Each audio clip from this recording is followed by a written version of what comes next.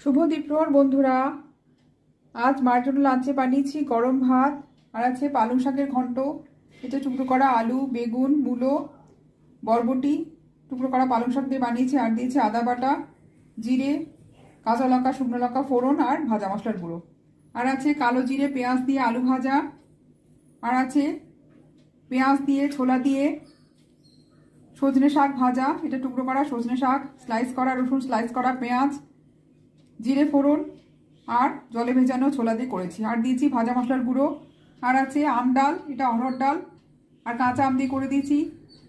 আর দিয়েছি রাঁধুনি, মেথি ফোড়ন।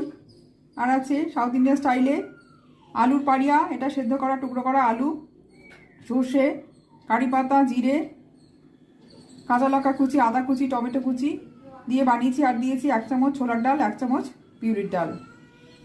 আর আছে শশা।